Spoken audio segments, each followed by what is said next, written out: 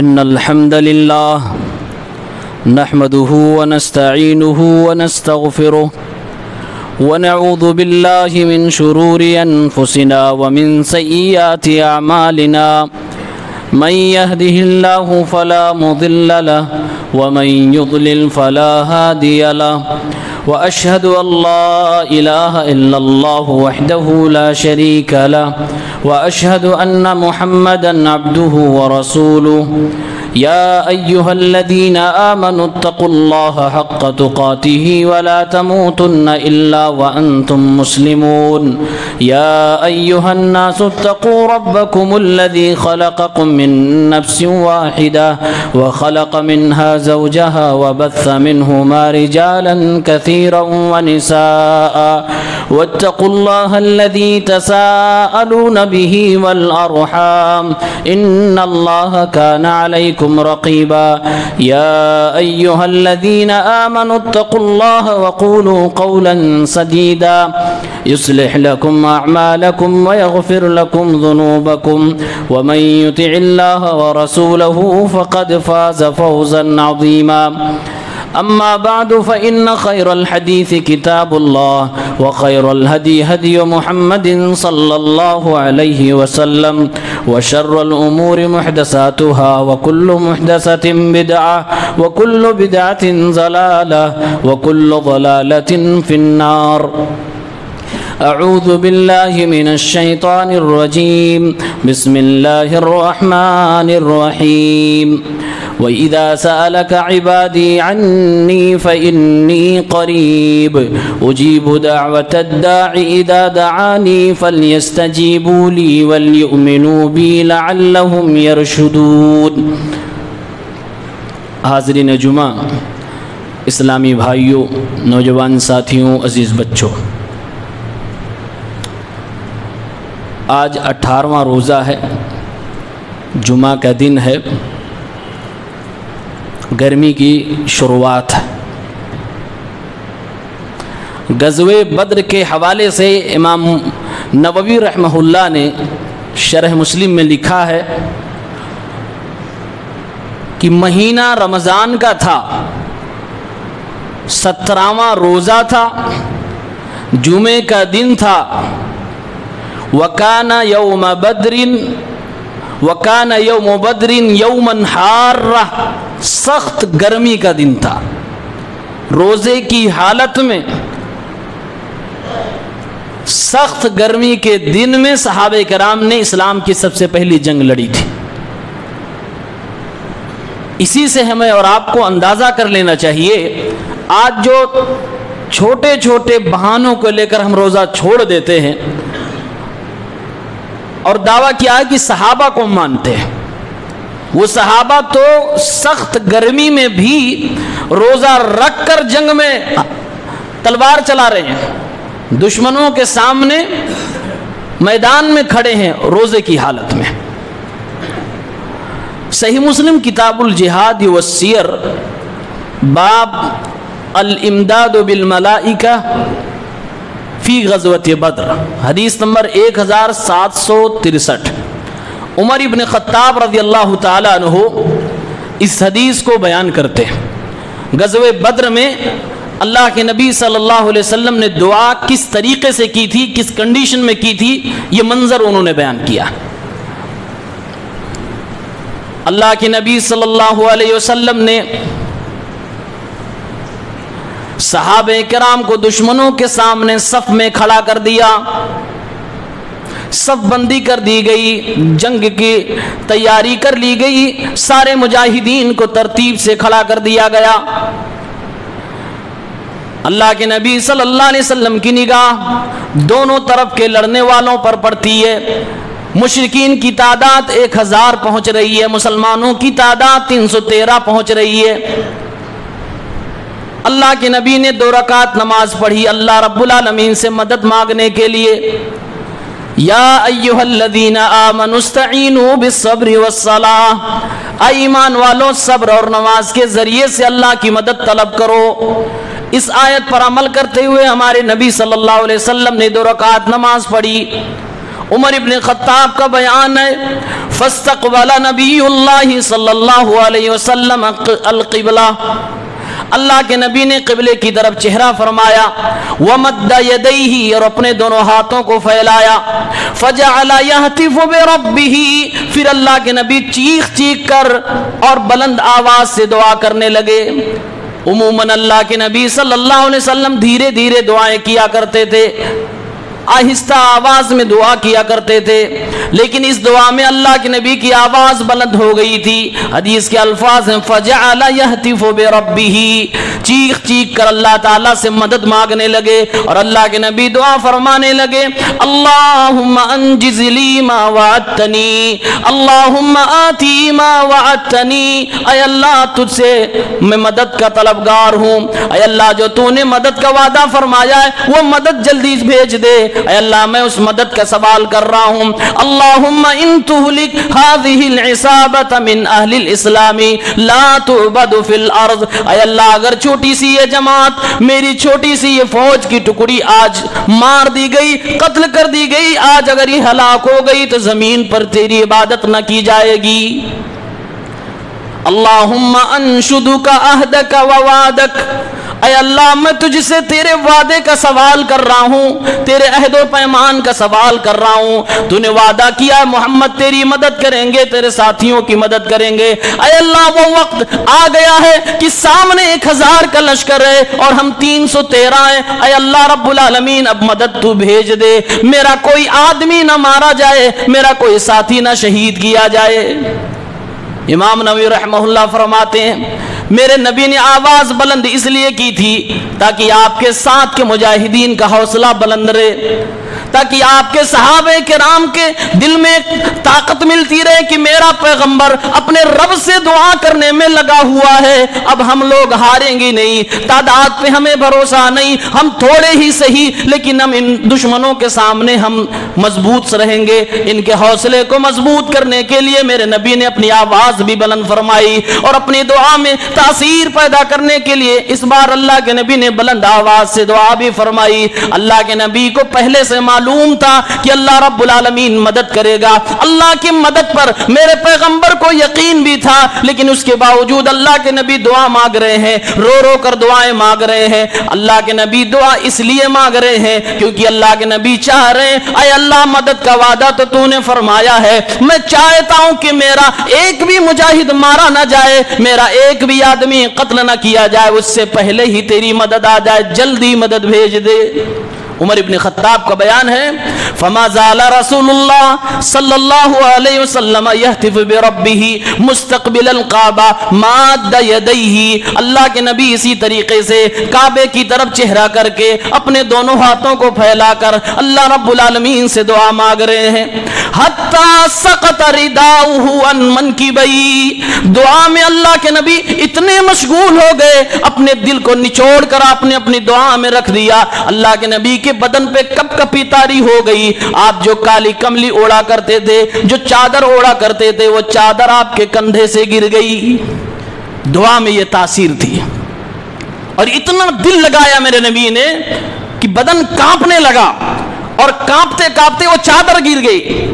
ابو بکر صدیق رضی اللہ تعالیٰ عنہ کی نگاہ اللہ کے نبی پر پڑی، فَأَتَاهُ ابو بکر صدیق آئے اللہ کے نبی صلی اللہ علیہ وسلم کے پاس، فَأَخَذَ رِدَاءَهُ، آپ کی گری ہوئی چادر کو اٹھایا، فَأَلْقَاهُ عَلَى مَنْكِبَيْهِ، پھر اللہ کے نبی صلی اللہ علیہ وسلم کے کندھے پر دوبارہ وہ چادر رکھ دی۔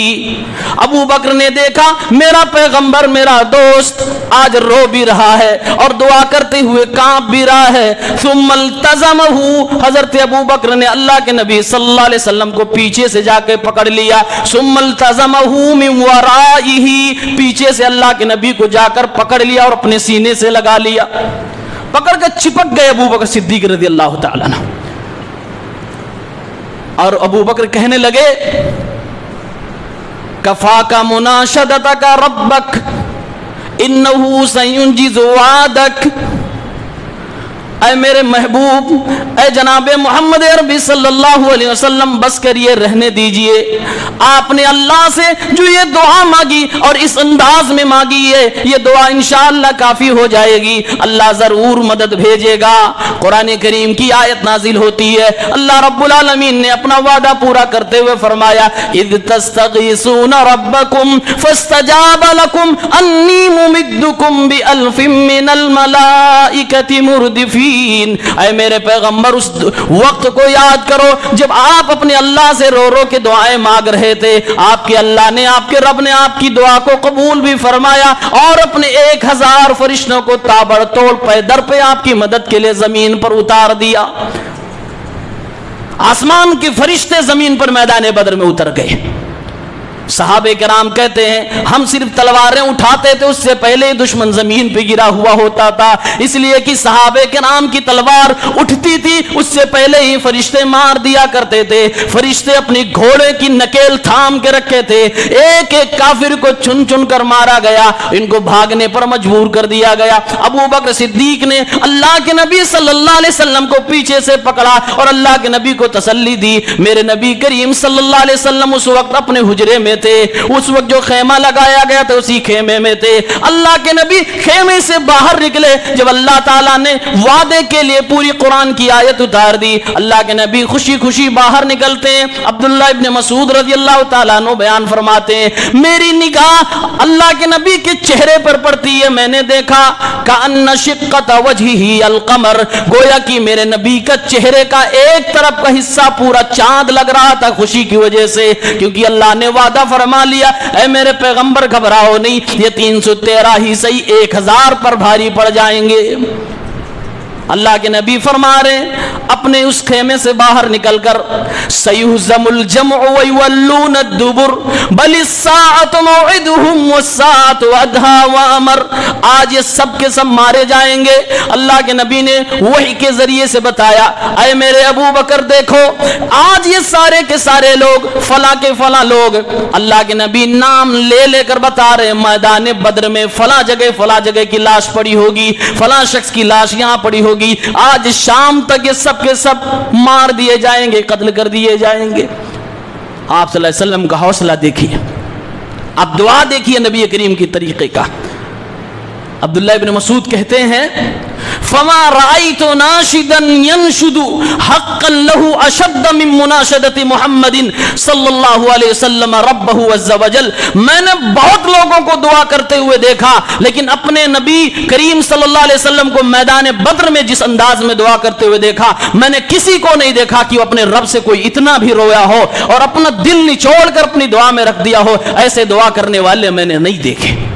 اور حقیقت میں غزوہ احزاب جس جنگ میں سارے مدینہ کو کفار نے 10,000 کی تعداد میں گھیر رکھا تھا، جس غزوے اور جس جنگ کے حوالے سے اللہ نے فرمایا ہے ہنالک ابتلی المؤمنون وزلزلوا زلزالا شدیدا، یہ غزوہ احزاب جب مسلمانوں کی بستی مدینے کو چاروں طرف سے دشمنوں نے گھیرا تھا، وہاں مسلمانوں کی آزمائش آ گئی تھی، لوگ اللہ کے بارے میں بدگمان ہونے لگے تھے۔ اللہ نے فرمایا وزلزلوا زلزالا شدیدا، مسلمانوں پر زلزلہ برپا ہو گیا تھا، اتنا زلزلہ برپا ہوا، اتنے اندر سے ٹوٹ گئے، ہل گئے کہ ان کے کلیجے منہ کو آ گئے تھے، ان کے کلیجے ان کے گردنوں تک آ گئے تھے۔ اللہ نے جس جنگ کی یہ تعبیر فرمائی ہو اس جنگ میں بھی میرے نبی کریم نے ایسی دعا نہیں فرمائی تھی جیسی غزوہ بدر میں فرمائی تھی۔ کیوں؟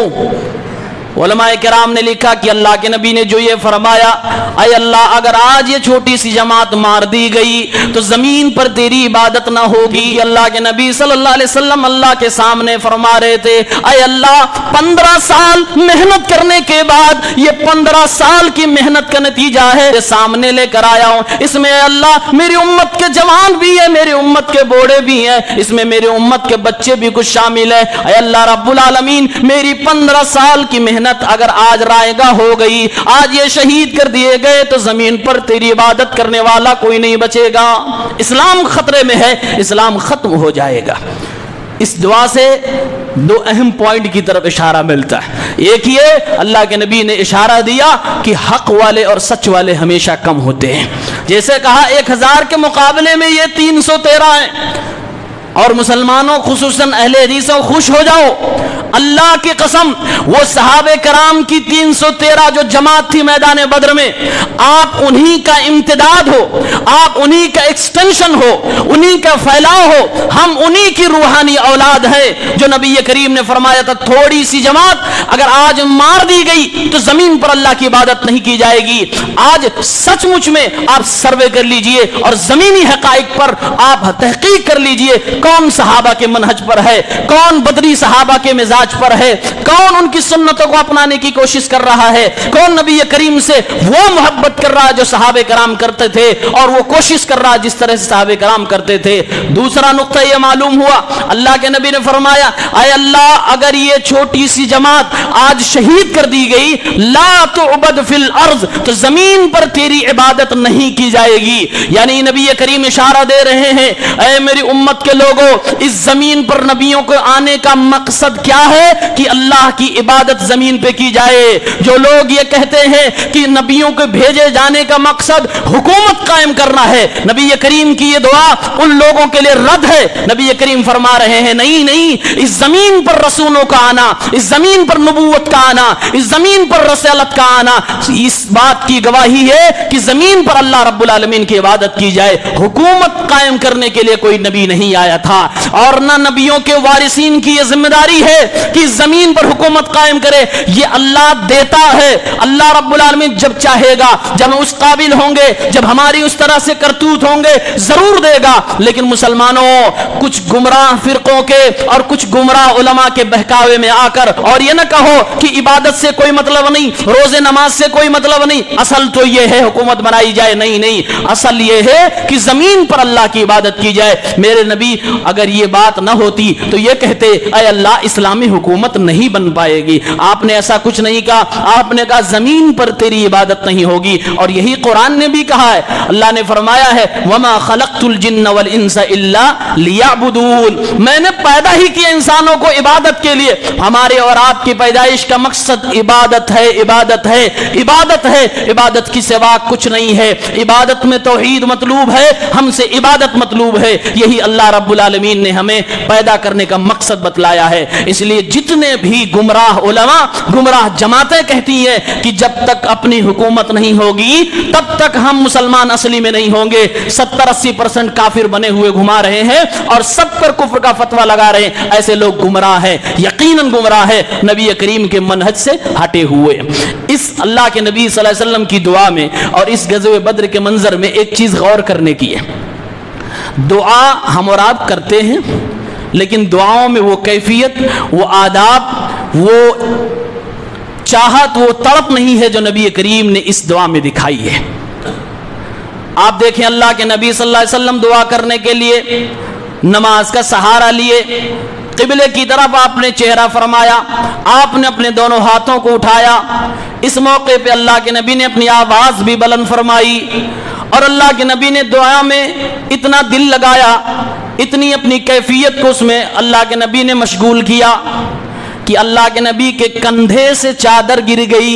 کندھے سے چادر کے گر جانے کا مطلب یہ ہے اللہ کے نبی دعا میں اتنے مشغول ہو گئے کہ آپ کو ہوش ہی نہیں رہا کہ میرے بدن پہ کیا ہے، میرے دائیں بائیں کتنے لوگ ہیں۔ دعا میں یہی کیفیت مطلوب ہے، دعا میں یہی طلب مطلوب ہے۔ آج ہماری دعاؤں میں کوئی احساس نہیں، دعا مانگے جا رہے ہیں، دل میں احساس ہی نہیں ہے، دل میں طلب ہی نہیں ہے، دل میں اللہ رب العالمین کی چاہت ہی نہیں ہے، لگن ہی نہیں ہے، پھر دعائیں کیسی قبول ہو؟ علماء نے، قرآن نے، حدیث نے یہ ساری کی ساری باتیں واضح کر دی ہیں۔ لوگوں حلال غذا کھایا کرنا تب دعاؤں میں تاثیر پیدا ہوتی ہے۔ حرام کھا کھا کے بدن جو پال کے رکھے، حرام کا جو پہن کے رکھے، ایسے لوگوں کی دعائیں منہ پہ مار دی جاتی ہے۔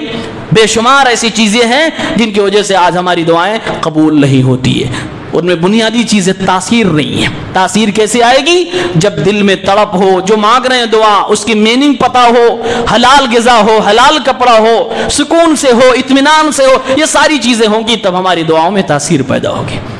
رمضان کا مہینہ ہے، رمضان میں دعا کا بڑا مرتبہ ہے، بڑا رتبہ ہے۔ اللہ نے سچ قرآن میں کہا وَإِذَا سَأَلَكَ عِبَادِي عَنِّي فَإِنِّي قَرِيب، اے میرے پیغمبر میرے بندے آپ سے میرے بارے میں پوچھیں، میں قریب ہوں، انہیں بتا دیجئے۔ اجیب دعوت الداعی اذا دعان، ایک دعا کرنے والا جب مجھے پکارتا میں اس کی دعا کا جواب دیتا ہوں. فلیستجیبوا لی، میں ان کو پکارنے پر جواب دیتا ہوں، ان کی دعاؤں کو قبول کرتا ہوں. تو میرے بندو میری بات مان لو، ولیؤمنوا بی، میرے اوپر ایمان لے آؤ. لعلہم یرشدون، تمہیں ہدایت مل جائے گی، تمہیں رشد و ہدایت سے میں نواز دوں گا. یہ رمضان کے پس منظر میں اللہ نے بات کہی ہے. اس لیے رمضان میں زیادہ سے زیادہ دعائیں کی جائیں اور دعاؤں میں تاثیر لانے کی کوشش کی جائے، دعاؤں میں وہ کیفیت لانے کی کوشش کی جائے جس سے اللہ رب العالمین دعاؤں کو قبول فرمائے. سارے آداب اور لوازمات کو ملحوظ رکھا جائے. آخری عشرہ آنے والا، آخری عشرے میں اعتکاف ہوتا ہے. اعتکاف کا معنی ہوتا ہے اہل خانہ سے، دنیا والوں سے، دنیا کی جھمیلوں سے اپنے آپ کو الگ کر کے اللہ کی عبادت کے لیے اپنے آپ کو فارغ کر لینا، اس کو اعتکاف کہتے ہیں. زمانے جاہلیت میں مشرکین بتوں کے لیے اعتکاف کرتے تھے. اللہ نے کہا ما هذه التماثيل التي انتم لها عاكفون، یہ بت جس کے تم مجاور بنے بیٹھے ہو یہ کیا ہے، ان کی حقیقت کیا ہے. اعتکاف کو اردو میں کہیں گے تو مجاوری. آج جو مزاروں پہ مجاوری ہوتی ہے یہ صرف مسجد میں جائز ہے. آئیے قرآن کریم سورہ بقرہ آیت نمبر 187 اللہ تعالیٰ نے فرمایا وَلَا تُبَاشِرُوهُنَّ وَأَنْتُمْ عَاكِفُونَ فِي الْمَسَاجِدِ، جب تم مسجدوں میں اعتکاف میں بیٹھے ہو تو اپنی بیویوں سے ہم بستری نہ کرو. قرآن کی آیت سے دو باتیں معلوم ہوئی.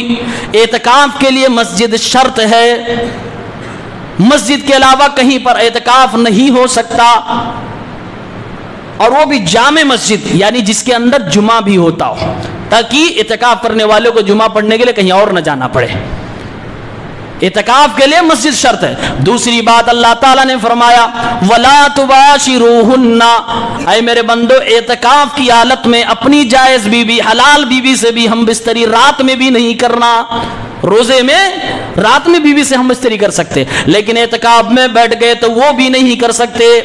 اعتکاف کی حالت میں آپ کو دنیا سے الگ تھلگ ہونا ہے، دنیا کے جھمیلوں سے اپنے آپ کو الگ کرنا ہے. کاروبار و تجارت اعتکاف میں بیٹھے بیٹھے آپ نہیں کر سکتے. آپ اعتکاف میں بیٹھ گئے تو کسی مریض کی عیادت کرنے نہیں جا سکتے. آپ اعتکاف میں بیٹھ گئے کوئی آپ کا قریبی بھی انتقال کر جائے جنازے کی نماز میں شرکت نہیں کر سکتے. اعتکاف میں بیٹھ گئے بلا ضرورت آپ مسجد سے باہر نہیں نکل سکتے. یہ ساری چیزیں لوازمات اس کی ہیں. آج اعتکاف میں بیٹھے ہوئے کچھ لوگوں کو دیکھیے دن بھر موبائل چلائے جا رہے ہیں. قرآن کی اس آیت کی روشنی میں، احادیث مبارکہ کی روشنی میں یہ چیز ثابت ہوتی ہے کہ اعتکاف میں بیٹھنے والا شخص نیٹ بھی یوز نہیں کر سکتا، بڑی موبائل بھی یوز نہیں کر سکتا کہ جس سے دنیا سے کنیکٹ رہے. آپ کو دنیا سے الگ ہونا. اب اگر آپ اندر بیٹھ کے نیٹ یوز کر رہے ہیں، دن بھر موبائل میں لگے ہوئے ہیں، سماچار بھی سنے جا رہے ہیں، پھر ایسے اعتکاف کا کوئی فائدہ نہیں ہے. اللہ کے نبی صلی اللہ علیہ وسلم رمضان کے آخری عشرے میں اعتکاف کیا کرتے تھے. صحیح بخاری کتاب الاعتکاف 2026 اللہ کے نبی صلی اللہ علیہ وسلم کے بارے میں حضرت عائشہ فرماتی ہے ان رسول اللہ صلی اللہ علیہ وسلم کان یعتکف العشر الاواخر من رمضان، رمضان کی آخری 10 راتوں میں اللہ کے نبی اعتکاف میں بیٹھا کرتے تھے. حتی توفاہ اللہ، یہاں تک کہ آپ کی وفات ہو گئی. ثم اعتکف ازواجہ من بعدہ، آپ کی وفات کے بعد آپ کی بیویاں اعتکاف بیٹھا کرتی تھی. اس حدیث میں دو باتیں معلوم ہوئی. ایک یہ کہ نبی کریم اعتکاف بیٹھا کرتے تھے، اسی لیے اعتکاف بیٹھنا مستحب ہے، پسندیدہ عمل ہے. کچھ لوگوں نے کہا سنت مؤکدہ ہے، نبی کی تاکیدی سنت ہے. دلائل کی روشنی سے یہ بات راجح نہیں لگتی. کچھ لوگوں نے کہا فرض کفایہ ہے. فرض کفایہ کا مطلب یہ محلے کی مسجد میں اگر کوئی نہیں بیٹھا تو پورے محلے کے لوگ گنہگار ہوں گے. یہ بات بھی صحیح رہی ہے. امام ابن حجر رحمہ اللہ فتح الباری میں لکھتے ہیں الاعتکاف لیس بواجب اجماعا الا علی من نظر، جس نے نظر و منت مانی ہو کہ اس بار رمضان میں اعتکاف میں بیٹھوں گا اس کے لیے فرض ہے. لیکن اگر کسی نے یہ منت نہیں مانی ہے تو یہ واجب نہیں ہے. علماء کرام کا اس پر اجماع ہے. لہٰذا یہ مستحب عبادت ہے، پسندیدہ عبادت ہے. آپ کرنا چاہیں کریں. اس کے اندر کوئی مخصوص عبادت نہیں ہے کہ اعتکاف میں بیٹھنے کے بعد ہمیں یہی کرنا. قرآن کی تلاوت کریں, ذکر و اذکار کریں, زیادہ سے زیادہ دعائیں کریں, اللہ رب العالمین سے جو بھی مانگنا اپنے لیے, اپنے بچوں کے لیے, اپنے اہل و عیال کے لیے, قرب و جوار کے لیے, خاندان کے لیے, مسلم امت کے لیے, ساری انسانیت کے لیے جو آپ دعا مانگ سکتے ہیں مانگیے. آپ امت کے لیے بھلا کر سکتے ہیں کریے. اور دوسری بات اس حدیث سے پتہ چلی کہ عورتیں بھی اعتکاف بیٹھ سکتی ہیں. علماء نے اختلاف کیا کہ عورت گھر میں بیٹھے گی مسجد میں. قرآن کی آیت نے بتایا مسجد میں. راجح قول یہ ہے کہ عورتیں بھی اعتکاف اگر بیٹھنا چاہیں تو مسجد میں بیٹھیں گی, سارے لوازمات اور شروط کو پورا کرتے ہوئے. شرط کیا ہے؟ مردوں کا اختلاط نہیں ہونا چاہیے, کوئی سی مرد کی وہاں پہنچ نہیں ہونی چاہیے, ان کا سیپریٹ انتظام ہونا چاہیے. سب کچھ انتظام کرنے کے بعد بغیر کسی فتنہ کے اگر عورت بیٹھنا چاہے تو مسجد میں بیٹھ سکتی ہے. جو عورتیں اپنے گھروں میں, محلوں میں, جگہ جگہ بیٹھتی ہیں, راجح اور تحقیق کے مطابق وہ غلط کرتی ہیں. مسجد شرط ہے اعتکاف کے لیے. اعتکاف کے تعلق سے ایک اور بات, اعتکاف میں بیٹھنے والے شخص کے لیے ضروری ہے کہ روزہ ہو. بغیر روزہ کے اعتکاف نہیں ہے. محققین علماء نے یہی بات کہی ہے, کیونکہ اللہ کے نبی صلی اللہ علیہ وسلم نے جب بھی اعتکاف کیا ہے تو آپ روزے سے رہے ہیں. اللہ کے نبی صلی اللہ علیہ وسلم کی اہلیہ حضرات بھی جب اعتکاف کرتی تھی روزے سے ہوا کرتی تھی. اللہ کے نبی صلی اللہ علیہ وسلم کا یہ عمل اعتکاف جو مسلمانوں کے لیے مشروع قرار دیا گیا, قرآن میں جہاں بیان ہوا روزے کے پس منظر میں بیان ہوا ہے. اور ابو داؤد کی ایک روایت میں حضرت عائشہ کہتی ہیں من السنہ, سنت یہ ہے لا اعتکاف الا بصوم, بغیر روزے کے اعتکاف نہیں ہوتا, لہذا اعتکاف کے لیے روزہ ضرور. ابھی آخری عشرے میں لیلۃ القدر بھی آئے گی, شب قدر بھی آئے گی. شب قدر کے بارے میں اللہ نے فرمایا انا انزلناہ فی لیلۃ القدر, میں نے قرآن کریم کو لوح محفوظ سے آسمان دنیا پر ایک بارگی شب قدر میں نازل فرمایا. وما ادراک ما لیلۃ القدر, اے مسلمانوں تمہیں معلوم کیا ہے لیلۃ القدر کیا ہے؟ لیلۃ القدر خیر من الف شہر, یہ ایک رات کی عبادت 1000 مہینوں کی عبادت سے اچھی ہے. اللہ نے یہ نہیں کہا کہ 1000 مہینوں کے اکول ہے, اکول نے اس سے بیٹر اور اس سے بیسٹ ہے, اس سے بھی زیادہ اچھی ہے. تنزل الملائکۃ والروح, اس رات میں آسمان کے فرشتے جبرائیل علیہ السلام بھی زمین پہ اترتے ہیں, اور بھی دیگر فرشتے اترتے ہیں. اللہ رب العالمین کے حکم سے سلامتی والی, اللہ رب العالمین کی رحمت والی رات ہوتی ہے. اللہ کے نبی نے فرمایا, سنن نسائی کتاب الصیام کی روایت ہے 2106, کہ رمضان کے مہینے میں ایک ایسی رات آتی ہے جو رات 1000 مہینوں کی رات سے بہتر ہے. من حرم خیرہا فقد حرم, جو اس رات کی برکت سے, اس رات کی رحمت سے محروم ہو جائے, حقیقت میں محروم شخص وہی ہے. اسے شب قدر کیوں کہا جاتا ہے؟ قدر کا مطلب کیا ہوتا ہے؟ قدر کی 3 میننگ علماء نے بتائی ہے. ایک معنی ہوتا ہے قدر کا تعظیم, قدر و منزلت.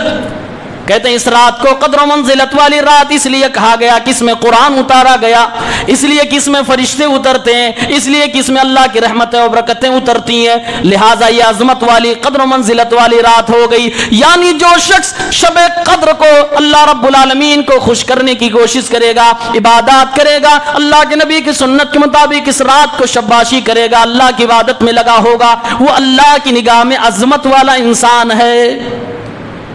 قدر کا دوسرا معنی ہوتا ہے تنگی کرنا.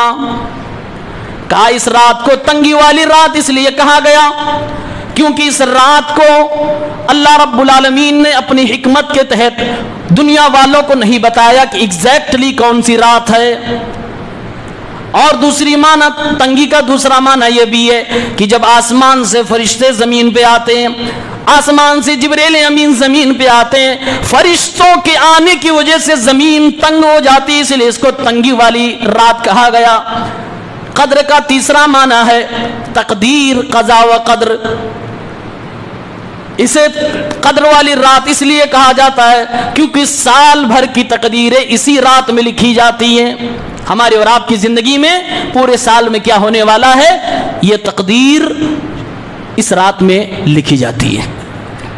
اصل تو لوح محفوظ میں لکھی ہوئی ہے ہماری پیدائش سے 50,000 سال پہلے، لیکن وہاں سے سالانہ جو رجسٹر تیار ہوتا ہے اس میں نقل کیا جاتا ہے، اس لیے یہ شب قدر ہے، لیلۃ القدر ہے۔ یہ کب ہوتی ہے؟ بہت سارے لوگ کیا کرتے ہیں، جیسے رمضان میں 5-6 دن تراویح پڑھ کے مست، ایسے اس میں بھی ایک رات۔ واہ مسلمان کتنا شارٹ کٹ مسلمان ہے، شارٹ کٹ اور جنت پوری چاہیے، انلمیٹڈ جگہ چاہیے، حوریں پوری 72 کی 72 چاہیے، عبادت نہیں، بس 5-6 دن تراویح اور ایک رات 27ویں بس شب قدر، جنت پوری چاہیے۔ اللہ کے نبی صلی اللہ علیہ وسلم کیا فرماتے ہیں؟ صحیح بخاری 2017 حضرت عائشہ رضی اللہ تعالیٰ عنہ بیان کرتی ہیں، اللہ کے نبی نے فرمایا تحروا لیلۃ القدر فی الوتر من العشر الاواخر من رمضان۔ اے مسلمانوں، لیلۃ القدر رمضان کے مہینے میں ہوگی، رمضان کے مہینے میں آخری عشرے میں ہوگی، آخری عشرے میں بھی طاق راتوں میں ہوگی۔ تحروا، آخری عشرے کی طاق راتوں میں لیلۃ القدر کو، شب قدر کو تلاش کرو۔ تلاش کرنے کا کیا مطلب ہے کہ 27 میں جاگو باقی سوتے رہو؟ مطلب یہ 5 راتیں ٹوٹل ہیں، اس میں سے آپ تلاش کرو، کوئی نہ کوئی تو آپ کی ہوگی۔ مسلمانوں ذرا عقل سے سوچو، اگر آپ کے پاس کسی بڑے خزانے کی 5 چابیاں رکھ دی جائیں اور آپ سے کہا جائے یہ بڑا خزانہ جس میں لاک لگا ہوا ہے، یہ 5 چابیاں انہی میں سے کوئی ایک چابی ہے جو اس تالے میں لگ جائے گی جس سے یہ لاک کھل جائے گا۔ مسلمانوں 5 کو بار بار ٹرائی کرو، تلاش کرو، کوئی نہ کوئی ملے گا جس سے آپ کو خزانہ مل جائے گا۔ ذرا بتاؤ کوئی مسلمان باقی بچے گا جو 5 چابی لینے کی کوشش نہ کرے؟ ہر کوئی کوشش کرے گا۔ وہی بات یہاں پر ہے، خیر من 1000 شہر، 1000 مہینے کی عبادت سے بہتر اس رات کو اللہ نے بنایا ہے۔ میرے بھائیوں، پہلے کی امت کے لوگوں کی عمر 1000 سال ہوا کرتی تھی، کسی کی 500 سال، کسی کی 300 سال، ہماری اور آپ کی عمریں تو 60 اور 70 سال ہی بنائی گئی ہیں۔ اللہ تعالیٰ نے آفر دے دیا، اے میرے محبوب کی امت کے لوگوں پریشان نہ ہونا، تمہیں 60 اور 70 سال کی عمر میں بھی میں سال میں ایک ایسی رات عطا فرماؤں گا 83 سال کی زیادہ، 83 سال سے بھی زیادہ، جس ایک رات میں تمہیں ثواب عطا فرما دوں گا۔ 1000 مہینوں کو کنورٹ کریے، 83 سال بنتے ہیں۔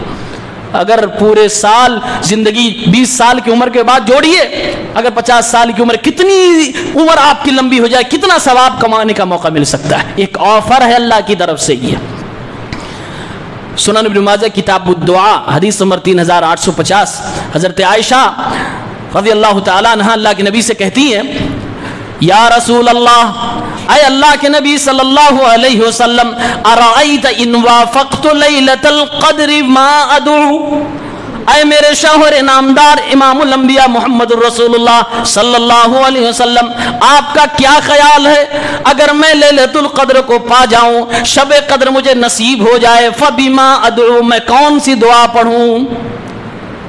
آپ دیکھیے ایک بیوی کا سوال دیکھیے، آج کی بیویاں آخری عشرہ آنے سے پہلے سوال کر رہی ہیں، جناب علی رمضان ختم ہو رہا، عید قریب آ رہے، کپڑے 2-3 جوڑے نہیں میرے۔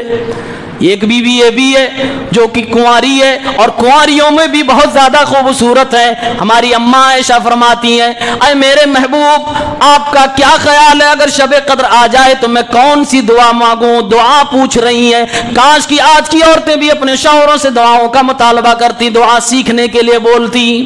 آج آخری عشرے آتے ہیں، مارکیٹوں میں بھیڑ بڑھ جاتی ہے، کون دعا پڑھتا ہے؟ وہ تراویح بھی طاق میں رکھ دی گئی، قرآن بھی پڑھ پڑھ کے ختم کر دیا گیا، آخری عشرے میں لوگ عبادت سے دور ہو گئے، مارکیٹ کے قریب ہو گئے، جبکہ اللہ کے نبی کے بارے میں آتا ہے آخری عشرے میں میرے نبی صلی اللہ علیہ وسلم عبادت کے لیے کمر کس لیا کرتے تھے، اکیلے نہیں پورے اہل عیال کو عبادت کے لیے تیار کرتے تھے۔ حضرت عائشہ نے سوال کیا، میرے نبی نے فرمایا فتقولین، اے میری بیوی، جب شب قدر تجھے مل جائے یا تجھے یہ معلوم ہو یا تمہیں لگے کہ یہ رات شب قدر والی رات ہے، دعا مانگنا، اللہم انک عفو تحب العفو فاعف عنی، اے میرے مولا تو پاک ہے، اے اللہ تو بہت زیادہ معاف کرنے والا ہے، تو مجھے معاف فرما دے۔ یہ دعا مانگنا، کثرت سے یہ دعا مانگنا۔ آخری عشرے میں زکوٰۃ الفطر کا بھی مسئلہ آتا ہے، صدقہ فطر جسے ہم کہتے ہیں۔ ज़कात उल फित्र, सदक़त उल फित्र, इसका मकसद क्या है? अबू दाऊद किताब उज़्ज़कात 1609 अल्लाह के नबी सल्लल्लाहु अलैहि वसल्लम ने इसका मकसद बताया है। अब्दुल्लाह इब्न अब्बास इस हदीस के रावी हैं, फरमाते हैं फ़रज़ रसूलुल्लाह सल्लल्लाहु अलैहि वसल्लम ज़कातुल फित्री तुहरतल लिस्साइमी मिनल लग़्वी वर्रफ़सी व तुअमतल लिल मसाकीन। मेरे नबी ने सदक़े फित्र को फ़र्ज़ करार दिया है मुसलमानों पर। किस लिए? दो मकसद बताया। एक ये कि रोज़ेदार जो गलतियां करता है, जो छोटी छोटी गलतियां करके अपने रोज़े को थोड़ा मिस्टेक कर लेता है, ख़राब कर लेता है, दागदार कर लेता है, गंदी बातें बोल गया, गंदी हरकतें कर गया, तो अल्लाह रब्बुल आलमीन सदक़े फित्र के जरिए से उसके रोजे को पीवर कर देता, पाक कर देता, साफ कर देता है। वह तुअमतल लिल मसाकीन, और सदक़े फित्र के जरिए से इस्लाम ने एक निज़ाम दे दिया कि जब ईद का दिन आए, खुशी का दिन हो, तो मुसलमानों की बस्ती में किसी के चेहरे पे मायूसी ना हो, कोई गम में नजर ना आए। सारे मुसलमानों की बस्ती में हर बच्चा खुश नजर आ रहा हो, हर बेवा खुश नजर आ रही हो, हर यतीम के बदन पर कोई नया कपड़ा हो। तुअमतल लिल मसाकीन, मिस्कीनों के खाने के लिए अल्लाह रब्बुल आलमीन ने इंतजाम फरमा दिया। ये दो मकसद बताया गया। किस पर फर्ज है? लोग मानते हैं जिस पर ज़कात फर्ज है उसी पर सदक़े फित्र भी फर्ज है। नहीं, इसका मामला अलग है। ये बदन का ज़कात है, माल का ज़कात नहीं है। जो हम और आप ज़कात निकालते हैं फर्ज, ये माल का ज़कात होता है, लेकिन ये ज़कातुल फित्र जो है ये बदन का ज़कात है, इसलिए उसको उस पर न क़ियास किया जाए। सही बुखारी किताब उज़्ज़कात 1503 इब्न उमर रज़ियल्लाहु अन्हुमा हदीस के रावी फरमाते हैं फ़रज़ रसूलुल्लाह सल्लल्लाहु अलैहि वसल्लम ज़कातुल फित्री, अल्लाह के नबी ने ज़कातुल फित्र को फ़र्ज़ करार दिया अलल हुर्री, आज़ाद इंसान पर, वल अब्दी, गुलाम इंसान पर, वज़्ज़करी, मर्द पर, वल उन्सा, औरतों पर, वस्सगीरी, छोटों पर, वल कबीरी, बड़ों पर, मिनल मुस्लिमीन, तमाम मुसलमानों पर अल्लाह के नबी ने ज़कात को फ़र्ज करार दिया। कोई बाकी बचा? मर्द भी, औरत भी, बच्चे भी, बूढ़े भी, छोटे भी, जवान भी, सब पर फ़र्ज है। जो लोग कहते हैं इसके लिए निसाब शर्त है, गलत कहते हैं। निसाब नहीं शर्त है। शेखुल हदीस मुबारक पूरी रहमहुल्लाह ने लिखा है कि जो फ़कीर हो, जो सदका ज़कातुल फित्र उसूल कर रहा हो दूसरों से, उसको भी निकालना चाहिए। दूसरों से ज़कातुल फित्र पाया, सदका फित्र पाया दूसरों से, अपनी तरफ से भी उसी में से निकाल दे, लेकिन वो भी निकाले। हर मुसलमान पर अल्लाह के नबी ने इसको फ़र्ज करार दिया। तीसरा सवाल, ये कब निकालना चाहिए? ज़कातुल फित्र कब निकालना चाहिए? इसका 3 टाइम है, जिसमें से 2 सही है, 1 गलत। सबसे अफजल वक्त क्या है? सबसे अफजल वक्त है ईद के दिन, ईद की नमाज से पहले। दूसरा जायज वाला टाइम क्या है? ईद से 1 दिन या 2 दिन पहले, बस इतने ही सही है। ईद से 5 दिन पहले, 1 हफ्ता पहले, 15 दिन पहले, रमजान के शुरू में, ये सब गलत है, नाजायज। और ईद के बाद, ये तो ऑलरेडी गलत है, यानी नमाज पढ़ने के बाद कुछ लोग ईद के बाद निकालते हैं, वो भी गलत है। दलील क्या है? सुनन अबू दाऊद किताब उज़्ज़कात हदीस नंबर 1610 1609 अब्दुल्लाह इब्न उमर फरमाते हैं अमरा रसूलुल्लाह सल्लल्लाहु अलैहि वसल्लम बिखराज ज़कातुल फित्र, अल्लाह के नबी ने ज़कातुल फित्र के निकालने का हुक्म दिया। कैसे? अन तुअद्दा क़ब्ल अन यख़रुजन नासु इला सलात, लोग नमाज के लिए निकले उससे पहले ही अदा कर दिया जाए, ईद के दिन अदा किया जाए, ये अफजल टाइम है। और उसके बाद अब्दुल्ला इब्न उमर के शागिर्द हज़रत नाफ़ी कहते हैं वकाना इब्न उमर युअद्दीहा क़ब्ल ज़ालिका बिल यौमि औ यौमैन, लेकिन अब्दुल्ला इब्न उमर रज़ियल्लाहु ताला अन्हु से साबित है ईद से 1 दिन पहले या 2 दिन पहले ये ज़कातुल फित्र निकाल दिया करते थे। मालूम ये हुआ अफजल टाइम है ईद से पहले, जायज़ टाइम है 1 दिन पहले, 2 दिन पहले, इससे पहले आप न निकालें। जो लोग निकाल चुके हैं परेशान ना हो, आप माजूर हैं, लेकिन आइंदा गलती ना करें। और जो लोग नहीं निकालें अभी रोक के रखिए, ईद से 1 दिन या 2 दिन पहले निकालना है। और अल्लाह के नबी सल्लल्लाहु अलैहि वसल्लम ने फरमाया मन अद्दाहा बाद सलाती फहिय सदक़तुम मिन सदक़ात, ईद की नमाज पढ़ने के बाद जो लोग ये निकालते हैं तो वो ज़कातुल फित्र नहीं माना जाएगा, वो आम सदका होगा, लेकिन ज़कातुल फित्र नहीं माना जाएगा। लिहाजा टाइम भी पता चल गया कब निकालना है। اگلا سوال، کیا دینا، کتنا دینا ہے؟ کیا دینا اس حوالے سے حدیث کے الفاظ ہیں صاع من طعام، جو آپ کے علاقے کی عام غذا ہے وہ ساری چیزیں ہم نکال سکتے ہیں۔ اللہ کے نبی صلی اللہ علیہ وسلم کے دور میں، صحابہ کرام کے دور میں جو چیزیں نکالی جاتی ہیں ان کا تذکرہ حدیثوں میں ہے۔ کھجور کا تذکرہ ہے، کشمش کا تذکرہ ہے، پنیر کا تذکرہ ہے، گیہوں کا تذکرہ ہے، جو کا تذکرہ ہے۔ یہ ساری چیزیں نبی کے زمانے میں عام طور سے کھائی جاتی تھی، آج بھی اگر کھائی جائیں، آج ہمارے دور میں پنیر عام غذا ہے۔ پنیر ایسا نہیں ہے کہ نہیں کھایا جاتا، ہمارے یہاں بھی کھایا جاتا، پنیر کوئی نکال سکتا ہے، کھجور نکال سکتا ہے، لیکن عام طور سے جو آپ کی غذا وہ نکالیے۔ آسان اور سستا کیا ہے؟ گیہوں۔ کتنا نکالنا ہے؟ صحابی نے کہا صاع من شعیر او صاع من تمر، ایک سا کتنا ہوتا ہے؟ 2.5 کلو سے 3 کلو کے درمیان، یعنی تقریباً 3 کلو، اتنا یہ نکالنا چاہیے۔ اب اگلا سوال ہے، کیا اناج چھوڑ کے پیسہ نکال سکتے ہیں، روپیہ نکال سکتے ہیں؟ تو آپ اللہ کے نبی صلی اللہ علیہ وسلم کا عمل اور آپ کے صحابہ کا عمل اگر دیکھیں گے تو جواب ملے گا نہیں نکال سکتے۔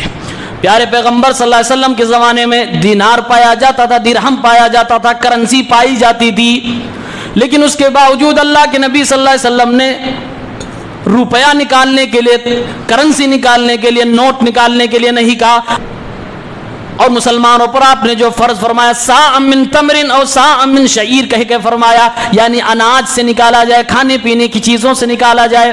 صحابہ کا بھی یہی عمل، میرے رسول صلی اللہ علیہ وسلم کا بھی یہی عمل۔ امام احمد سے پوچھا گیا، اگر کوئی شخص صدقہ فطر میں اناج نہ نکال کر مال نکالے، پیسہ نکالے تو کیا اس کو ہوگا؟ امام احمد نے جواب دیا، مجھے اندیشہ ہے کہ اس کا صدقہ فطر ادا ہی نہیں ہوگا۔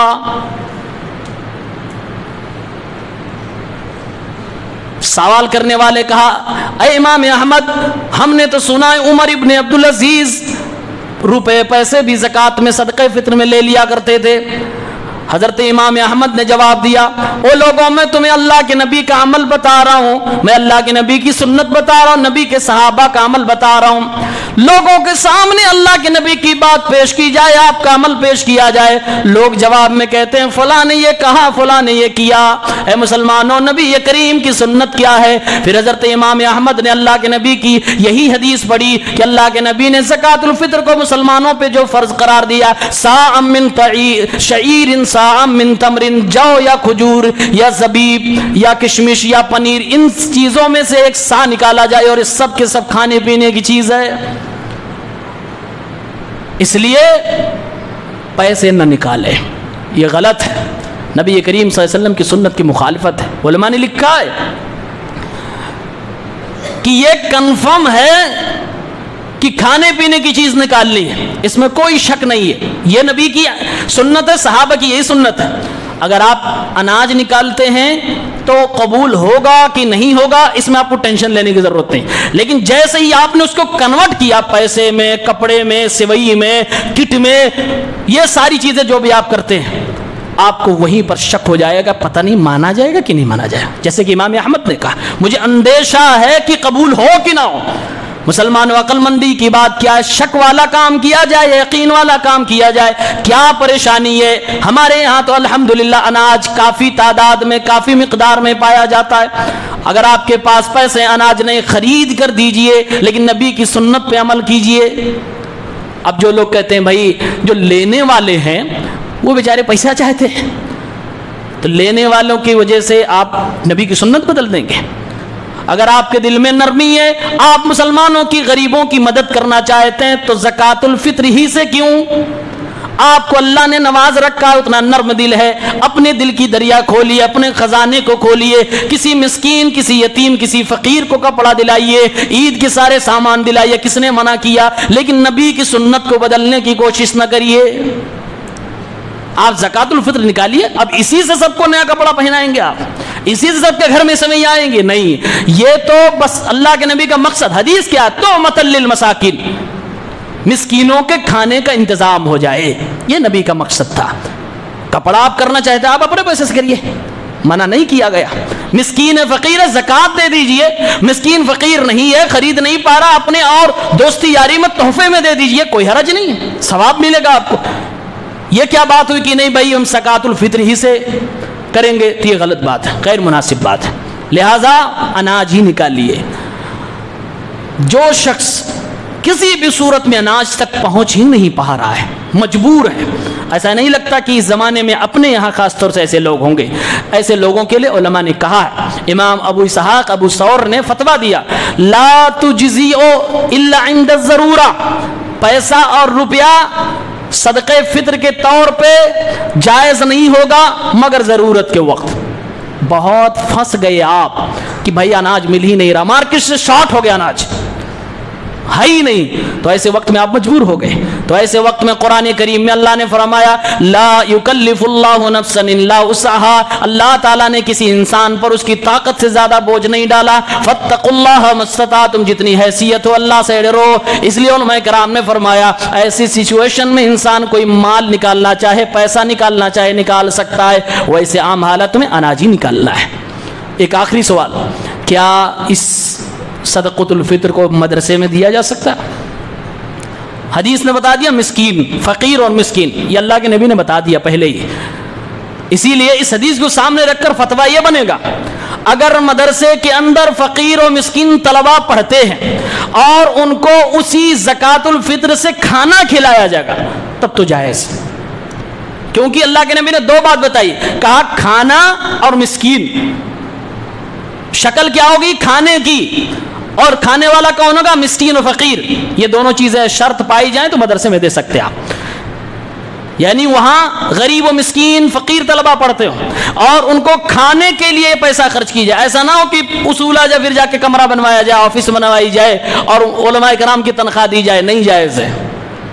کھانے کے لیے اور فقیر و مسکین طلبہ کو اگر لے جا رہے ہیں تو آپ ان کو بھی دے سکتے ہیں, ورنہ اللہ کے نبی کی جو حدیث ہے طعمۃ للمساکین, بہت شارٹ میں ہر مسلمان یاد کر لے, طعمۃ للمساکین. کوئی آپ کے ساتھ زبردستی کرے اور رسید بھاڑنے کی تو آپ حدیث سنائیے, طعمۃ للمساکین, مسکینوں کے کھانے کے لیے نبی نے اس زکوٰۃ کو فرض قرار دیا ہے. لہٰذا بھائی کچھ اور لے لو, اس کو غریبوں مسکینوں کا حق ہے, اس کو چھین کے لے جا کر دیوار بنانا, بلڈنگ بنانا نہیں. یہ مدرسے ضروری ہیں لیکن دوسرے طریقے سے آپ تعاون کیجئے, زکوٰۃ الفطر کو وہاں لے جانے کی کوشش نہ کریے. اللہ رب العالمین سے دعا پروردگار ہم سب کو نیک عمل کرنے کی توفیق دے اور ہم سب کو راہ راست پر گامزن رکھے, صراط مستقیم پر قائم و دائم رکھے. اللہ تعالی ہم سب کو صحیح سنت پہ عمل کرنے کی توفیق دے. آمین.